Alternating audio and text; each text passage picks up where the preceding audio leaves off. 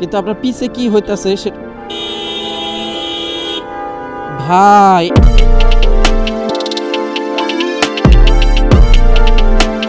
আমার 5 বছরের biking experience থেকে আমি কিছু টিপস অ্যান্ড ট্রিক্স বের করছি বাইকারদের জন্য, যেগুলি অনেক হেল্পফুল হবে যদি আপনি ফলো করে থাকেন। এগুলি আমার একান্ত ব্যক্তিগত রিসার্চ এবং আমার এক্সপিরিয়েন্স থেকে আমি গ্যাদার করছি, যা হয়তো অনেক ক্ষেত্রেই আপনার সাথে কন্ট্রাডিক্ট মনে হইতে পারে, বাট ফলো করলে আপনার ক্ষতি হবে না, লাভ হওয়া ছাড়া। এর মধ্যে 1 নাম্বার যে লাইফ সেভিং টিপস আছে সেটা হচ্ছে অলওয়েজ আপনার লুকিং গ্লাস ফলো করবেন। কারণ লুকিং গ্লাস হচ্ছে আপনার এক্সট্রা পেয়ার অফ আইস, যা দিয়ে আপনি আপনার পিছে কি হচ্ছে তা দেখতে পারেন। কেন পিছের কথা বললাম? কারণ সামনে আপনি আপনার নিজের চোখ দিয়ে দেখতে পারতেছেন, কিন্তু আপনার পিছে কি হইতাছে সেটা ভাই এমন এমন এগ্রেসিভ বিহেভিয়ারের কি মানে আছে?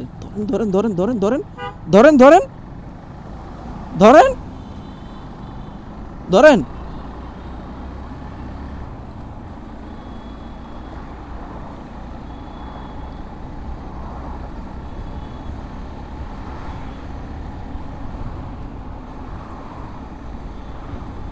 ধরেন ধরেন লুকিং গ্লাসের প্রয়োজনীয়তা সম্পর্কে বলতেছি। ওনার লুকিং গ্লাসটা শুধু শুধু ভাঙে ফেললো, কোনো মানে আছে? ওনারে ধরেন, লুকিং গ্লাসটা ভাঙে ফেলছে। আপনার কি করছে লুকিং গ্লাসটা?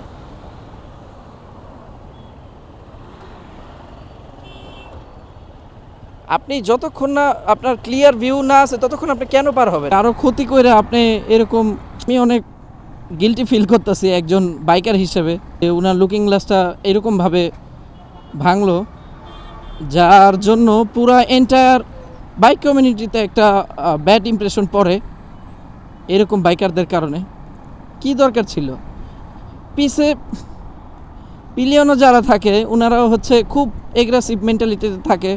ইদানিং আমি ঢাকা শহরে দেখি যে ভাই আমি তো বলছি এদিক যাব বা ওদিক যাব, হ্যান ত্যান হাত দেখাইছি। আপনি তো ড্রাইভ করতেছেন না, আপনি হাত দেখাইলে আমার যে কমান্ড শুনতে হবে সেটা তো পুরো মুডটাই নষ্ট করে দিছে। বাইকটা ছিল আমার মনেও নেই আসলে।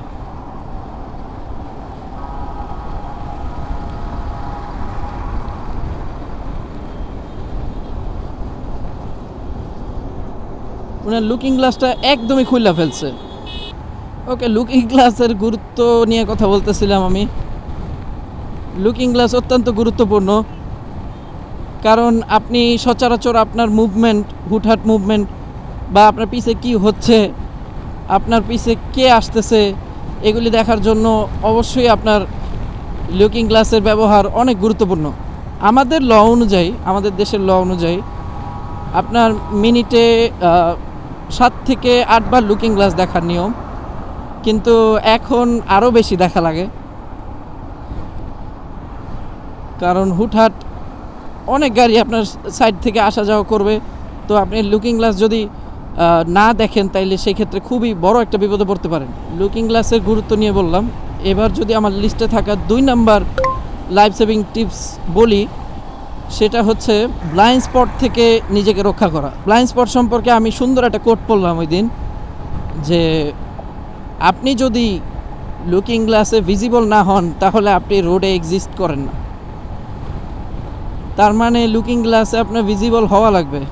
যে গাড়ির আপনি সাইড দিয়ে ওভারটেক করতেছেন বা যে গাড়ির সাইডে আপনি আছেন, তো যত বড় ভেহিকেল তার ব্লাইন্ড স্পটটা অত বেশি।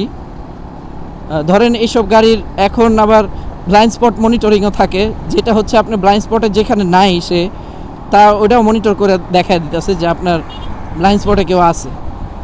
তো এই ফিচার তো সব গাড়িতে বা সব ভেহিকেলে থাকে না। তো সেই ক্ষেত্রে আপনার সহজেই যেই জিনিসটা আপনি মেজার করতে পারেন যে আপনি ওটার ব্লাইন্ড স্পটে আছেন কিনা, সেটা হচ্ছে যতক্ষণ আপনি ড্রাইভার দেখতে পারতেছেন ততক্ষণ আপনি ওর ব্লাইন্ড স্পটে নাই, এবং যখনই আপনার ড্রাইভারে আপনি না দেখতে পারতেছেন ওই গাড়ির, তখনই আপনি তার ব্লাইন্ড স্পটে চলে আসছেন। লুকিং গ্লাসের সাথেই লুকিং মিররের সাথে বা যাই বলেন, যে ব্লাইন্ড স্পট থেকে সরে থাকার যেই টিপসটা রাখছি সেটার একমাত্র কারণ হচ্ছে যে লুকিং গ্লাস বা রিয়ার ভিউ মিরর মাধ্যমেই আপনার ব্লাইন্ড স্পটটা মনিটর করা হয়। তো এইসব জিনিস মেনটেন করা উচিত। লুকিং গ্লাস না থাকলে কেমনে মেনটেন করবেন ব্রাদার? মাইরে দিতেছে আমারে। থার্ড যে টিপসটা আমার লিস্টে থাকা সেটা হচ্ছে কারোর সাথে ইগো রেসে না যাওয়া। রেস করা যাবে না, এইটা রেসিং ট্র্যাক না, আপনার প্রপার গিয়ারও নাই। সুতরাং এই ধরনের ঝুঁকিপূর্ণ কাজ করতে গেলে বিপদই বয়ে আনবে বেশি। যাই হোক, ইগো রেসিংয়ের কথা বলছিলাম, যেখানে আপনি রেস করতে গেলে যে ধরনের সমস্যাগুলি হয় সেটা হচ্ছে যে আপনি যার সাথে রেস করতেছেন তার ক্যাপাবিলিটি সম্পর্কে হয়তো আপনার জানা নাই, বা তার এই রোড সম্পর্কে যে পরিমাণ নলেজ আছে, বা তার হইতে পারে তার এটা এলাকার রোড বা তার হচ্ছে ডেইলি চালানোর রোড হইতে পারে এটা, তো সে সেই ক্ষেত্রে খুব ভালো করে এই রোড চিনে। তো সেই সুবাদে তার অ্যাডভান্টেজেস বেশি থাকবে। রেস ট্র্যাকে সবার অ্যাডভান্টেজেস বেশি থাকে, কারণ সবাই ওই রোড ট্র্যাক ভালো মতোই চিনে।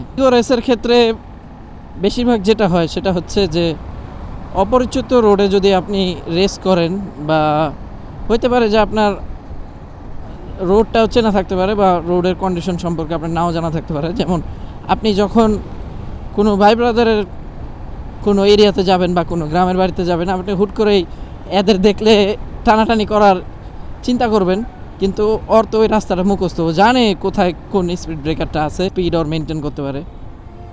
কিন্তু আপনার ক্ষেত্রে তো আপনি তো আর ওই এরিয়া চিনেন না। তো এরকম হয়েছিল আমাদের ক্ষেত্রে। আমার কিছু ভাই ব্রাদাররা আসছিল আমার এরিয়াতে ঘুরতে। তো সেই ক্ষেত্রে দেখা গেছে যখন আমরা যাওয়া শুরু করছি, তো ওরাও সবাই ওরকমভাবে টানা শুরু করছে, নর্মালি যেইভাবে চালায় 60-70 হবে। 2-3টা বাইকার পুরো একটা স্পিড ব্রেকার এসে পড়ে গেছে। ওরা চিনে না, তাই হচ্ছে এই ধরনের সমস্যা হয়েছে। কারণ আমরা তো চিনি, আমরা ওইখানে রেগুলার চলাফেরা করি। এই ধরনের সমস্যা হইতে পারে, আরও অনেক মেজর সমস্যা হইতে পারে। আমার লিস্টে থাকা 4 নাম্বার যেই টিপসটা, হাইওয়েতে অবশ্যই সেকেন্ড লেনে চালানোর চেষ্টা করে। কারণ হাইওয়েতে দেখা যায় ডিভাইডার থাকে, এই রোডে আরেকটা সার্ভিস লেন আছে, এখানের কথা ভিন্ন, এখান থেকেও কেউ পার হইতে পারে। কিন্তু হাইওয়েতে এক পাশেই আপনার ডিভাইডার থাকবে, হাতের ডানে থাকবে বাংলাদেশের জন্য। তো সেই ক্ষেত্রে আপনি যখন কেউ পার হবে বা কোনো একটা ইন্টারসেকশন আসবে, তো আপনি যদি ফার্স্ট লেনে থাকেন তাহলে আপনার ওইটা দেখা ওইটার উপরে কার্যকর কোনো পদক্ষেপ নেওয়ার সুযোগটা কম থাকবে। তো আপনি যখন ফার্স্ট লেনে থাকবেন ওই সুযোগটা আপনার কম থাকবে কোনো একটা রিয়্যাক্ট করার। বা যদি মনে করেন কুকুর বিড়াল হুট করে আপনার লাফ দেয় ডিভাইডার থেকে পার হওয়ার জন্য, তো সেই ক্ষেত্রে সবার আগে আপনারই ফেস করতে হবে। কিন্তু আপনি যদি সেকেন্ড লেনে থাকেন তাহলে আপনি একটা সময় পাবেন দেখার যে কি হইতাছে বা কে পার হইতাছে। একটা গাড়ি যদি ইন্টারসেক্ট করে বা ইউ টার্ন নেয়, ওইটা আপনি দেখতে পারবেন। কিন্তু আপনি ফার্স্ট লেনে যদি থাকেন ওই সুযোগটা আপনার থাকবে না। কিন্তু সেকেন্ড লেনে থাকলে আপনার অনেক বেশি ওভারটেক করতে হবে, কারণ স্লো মুভিং ভেহিকেল থাকে সেকেন্ড লেনে।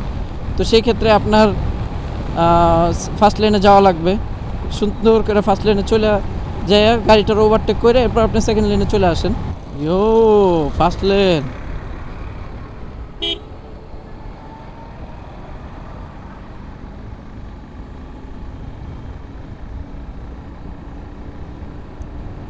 ফার্স্ট লেনে থাকলে আরেকটা যেটা সমস্যা হয় সেটা হচ্ছে আপনার বাইকে কী পরিমাণ স্পিড আছে সেটা যে পার হবে সে তো হুট করে দেখলে বুঝবে না। তো হয়তো ও ধরেই নিতে পারে যে আপনার স্পিড অনেক কম বা কিছু, তার জন্য পার হওয়ার ট্রাই করতে পারে। কিন্তু আপনি যদি অনেক স্পিডে থাকেন সেক্ষেত্রে আপনার কন্ট্রোল করার সুযোগ এবং সময় অনেকটাই কমে আসবে। আশা করছি এই টিপসগুলি আপনাদের কাজে আসবে। যদি কাজে আসে অবশ্যই বলবেন এবং আপনার মতামত জানাবেন। আপনার যদি কোনো এরকম টিপস থাকে বা এরকম মনে করেন যে না এটা আরও বেশি কার্যকরী পদক্ষেপ অ্যাজ এ বাইকার, ওইটাও শেয়ার করবেন। Thank you for watching.